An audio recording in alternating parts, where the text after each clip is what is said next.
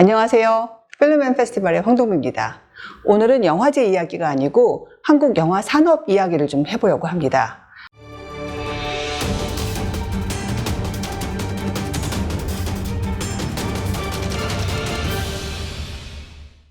요즘 한국 영화 산업이 어떤가 이런 이야기들을 해보면 좋다고 하기는 좀 어렵죠. 아니요, 사실은 솔직히 말하면 위기라고 합니다.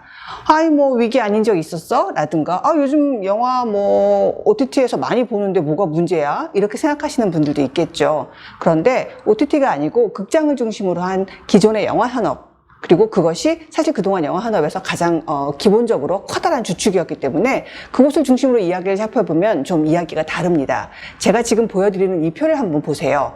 이 표는 지난 10년간 한국에서 극장에서 일으킨 매출액, 극장을 방문한 입장객들, 그리고 개봉 편수, 요것들의 추이입니다. 이 그래프를 딱 보시면 아시겠죠. 2020년과 2021년, 팬데믹 상황이어서 모두들 봉쇄 상황이어서 극장에 못 갔습니다. 그때 극장이 이렇게 쪼그라들었던 건 너무 당연하다고 생각할 수 있는데 문제는 그 다음에 회복이 되었느냐입니다. 여러분도 잘 아시다시피 2010년대 중반에서 후반까지 한국 영화 산업 전체가 매우 아름다운 시절, 소위 말하는 리즈 시기를 보냈습니다. 그런데 그것이 코로나 팬데믹으로 인해서 갑자기 푹 꺾였고, 그러면 그 이후에 다시 돌아왔느냐가 문제인데, 지금 보시면, 그림에서 보시면 아시겠지만 절반도 안 되는 수준입니다. 물론 개봉작도 살짝 줄긴 했지만 그것보다 훨씬 중요한 거는 관객 수와 극장 매출 자체가 이전에 60% 정도 선에서 지금 회복이 안 되고 있다는 이런 상황입니다. 이것 자체만 해도 굉장히 어려운 일인데 문제는 다른 곳에 있었습니다. 여러분 요즘 극장 입장권 얼마 내고 영화 보세요? 아마 과거와 달리 입장권이 굉장히 다양하게 가격이 매겨지기 시작해서 최근에는 아마 최전 한 8,000원, 9,000원 이 정도부터 최대는 여러 가지 특수관까지 포함하면 2만 원이 훌쩍 넘는 그런 상영관도 있습니다. 근데 이제 대략 일반적으로 우리가 3D 말고 2D 영화를 기준으로 했을 때 체감하기는 13,000원에서 15,000원 사이 정도인 것 같아요. 저도 얼마 전에 영화 한 편 보고 왔는데 낮 시간대에 13,000원이라고 하더라고요. 보통 13,000원, 14,000원, 15,000원 요 정도인데 문제는 요 값을 다 내는 사람이 별로 없죠. 대부분 아주 다양한 여러 가지 할인을 받아서 뭐 끝자리가 좀 .50 1,050원 뭐 이런 식으로 이제 뭐 이렇게 이야기들을 또 하기도 합니다. 그런데 어쨌든 전체적으로 봤을 때 극장 입장권은 과거 한 5, 6년 전 혹은 7, 8년 전과 비교해서 상당히 많이 올랐죠. 과거에 7,000원대, 8,000원대 이런 때에 비해서는 당연히 체감한 건 15,000원 뭐 이렇게 되는데 13,000원 이렇게 되는데 문제는 객단가가 오히려 내려가는 기현상이 벌어졌다는 겁니다. 객단가가 뭐냐고요? 일단 그 전에 객단가가 어떻게 떨어졌는지 한번 보시면요. 최근 개봉작들을 중심으로 보면 서울의 봄 같은 경우는 관객수가 1,300만이 들었는데 총 매출액을 관객수로 나눠보면 한 사람당 지불한 금액 객단가가 9,744원입니다. 나는 10,000원 얼마를 냈는데 왜? 또 파묘 같은 경우도 9,655원이에요. 범죄도시 4는 9,533원입니다. 아니 왜 이렇게 차이가 나지? 근데 상대적으로 봤을 때 명량 같은 경우는요. 2014년 지금부터 10년 전에 개봉했던 영화인데 이 영화 같은 경우는 객단가가 7,700원이에요. 그때 극장 입장권이 보통 7,000원 정도였거든요. 7,000원, 8,000원 뭐 많아서 9,000원 정도였다고 하면 그때 객단가는 극장의 그 입장료에 사람들이 체감하는 수준과 많이 차이가 안 났는데 지금의 객단가는 그러니까 관객 입장에서 내는 금액과 실제로 정산되는 금액에서는 상당한 차이가 있습니다. 이 부분이 뭐냐면 아까 말씀드렸던 것처럼 제값 다 주고 영화 보면 호갱이라고 하는 인식이 보여주듯이 할인이 굉장히 많다는 거죠. 근데 이 할인이 사실은 통신사에서 제공하는 할인들이 대부분인 거잖아요. 각자 이제 핸드폰 안 들고 계신 분이 거의 없는 상황이고. 근데 이 통신사의 할인이라고 하는 것이 어떻게 보면 극장에서 마케팅을 위해서 유치했다라고 해서 긍정적으로 볼 수도 있고 소비자 입장에서는 할인되니까 절약하니까 좋은 거야 라고 하지만 사실은 이것 때문에 피해를 보는 측이 있다는 거죠. 그리고 그 피해를 보는 측은 영화를 제작하고 만들어서 제공하는 영화사, 영화투자사, 영화 배급사 측이라는 거예요. 한 예로 올 초에 개봉했던 파묘 같은 경우에는 이 객단가가 통신사 할인을 통해서 객단가가 갑자기 떨어지는 바람에 앉은 자리에서 100억이 넘는 손해를 보았다라고 하는 주장을 합니다. 도대체 어떻게 해서 이런 계산이 나왔는지 한번 이야기를 좀 시작을 해보려고 해요. 자, 여러분이 극장에 가서 예를 들어서 13,000원의 가격을 입장권을 지불을 했다고 합니다. 하죠. 저도 이제 얼마 전에 13,000원을 주고 영화를 봤는데요. 그럼 여기서 우선 3%의 영화발전 기금을 제외합니다. 13,000원에 3%니까 390원이죠. 거기에 빠진 금액에서 부가가치세 10%, 이건 이제 우리나라의 법 자체가 부가가치세를 규정하니까 부가가치세 10%가 빠집니다. 그 빠진 금액까지 하고 나면 11,350원이 됩니다.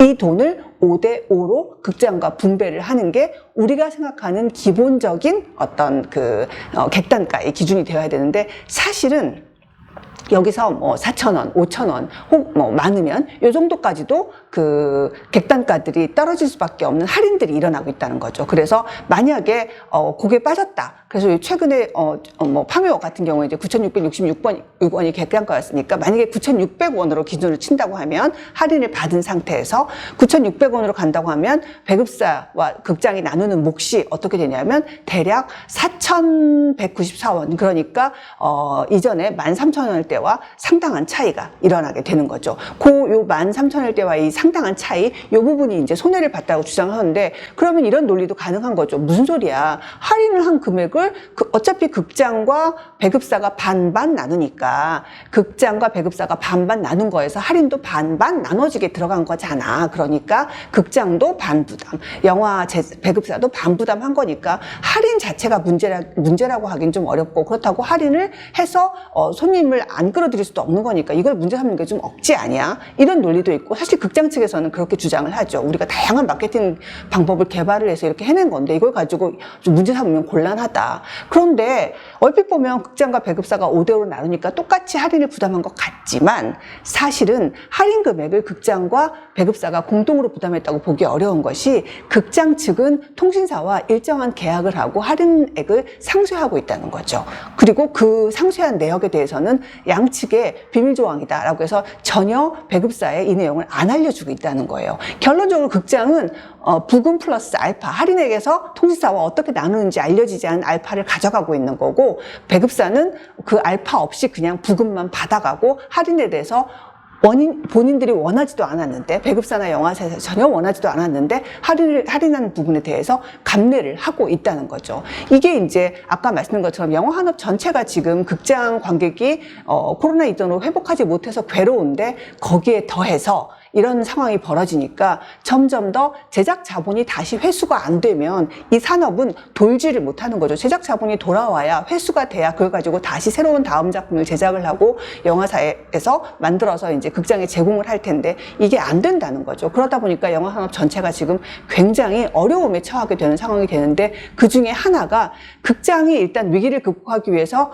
극장 가격을 올렸고, 극장 입장권 가격을 올리니까 손님들이 안 오니까, 관객이 너무 부담스러워 안 오니까, 이거를 마케팅 기법이라고 해서 통신사와의 제휴를 통해서 할인을 과감하게 해줬고, 그렇게 해서 그 관객을 유인하려고 하는데, 그 할인한 몫은 결국은 영화사에다가 부당하게 떠넘기고 있다라고 하는 게 이제 영화를 제작하는 쪽에서 생각하는 어떤 옳지 못하다, 부당하다라고 생각하는 문제의 지점인 거죠. 그래서 이제 이 사람들이 영화 제작하는 쪽에서, 영화를 만드는 쪽에서 극장에다 요구하는 건 뭐냐면, 이제 더 이상 호갱을 양산하지 말고 관객 수 감소 이런 문제들을 해소하기 위해서 차라리 과거 수준으로 극장 입장권을 전면적으로 내리는 게 어떻겠느냐. 그래서 관객으로 하여금 극장 찾는 것을 너무 부담스럽지 않도록 이전과 같은 극장의 지위를 좀, 관객의 여가 생활에서 극장의 지위를 다시 돌아갈 수 있도록, 너무 비싸게 해놓으니까 거리감이 생기고 이렇게 진입장벽이 생기니까 이런 얘기를 한 거죠. 앞서도 말씀드렸듯이 제가 이렇게 통신 할인을 받지 않고 극장 입장권을 끊어봤더니 저는 호갱이 된 거예요. 그리고 집에 가서 얼마의 영화를 봤다라고 했더니 이제 집안 식구들도 저한테 왜 그런 식으로 영화를 보느냐, 너 바보 같다, 이런 지적을 받으면서 영화 보고 기분도 나빠지는 거죠. 이런 경험 저만 했을 것 같지 않고 많은 분들이 하셨을 것 같아요. 이렇게 선별적으로 누구는 할인받아서 기쁘지만 누구는 할인의 기회에서 소외돼서 기분 나빠지게 하지 말고, 모두가 함께 그냥 약간의 시차 조조라든가 프라임타임 때 차이를 두는 것 정도는 이해할 수 있지만, 이런 과도하고 선별적인 할인 정책, 이런 것들을 좀 굳이 만들어서 관객들을 자꾸 진입장벽을 만들 필요가 있는가? 라고 하는 부분에 대해서 이제 이야기를, 지금 문제 제기를 하는 거고요. 더불어서 최근에 영화계에서 그 영화관 입장료 인상을 극장에서 담합을 했다.